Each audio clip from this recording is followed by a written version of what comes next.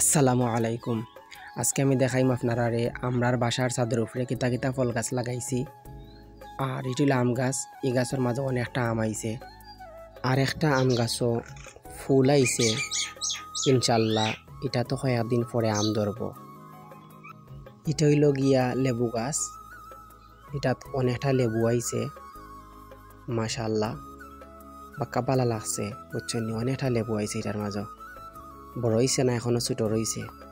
একটা কদু গাছ, একটাত এখনো কদু আইছে না, ফাতা ছাড়ছে, ইনশাল্লাহ কদু আইব।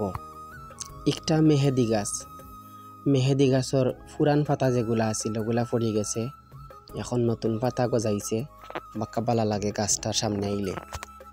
একটা ধনিয়া পাতার গাছ, পাতা যখন বড় হয় নিয়া খাইলাই, আবার পাতা যখন বড় হয় আবার নিয়া খাই, এরকম আর কি।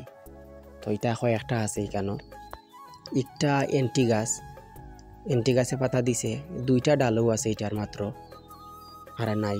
তো এখানে আইলে আমার ভালো লাগে, আমি বিকাল টাইমে ফ্রি থাকলে এখানে আই, নয়তো আমি ফজরের নামাজ পড়ি আই। এখানে ভালো লাগে, পরিবেশ সুন্দর, আর এখানে পাই পরিষ্কার।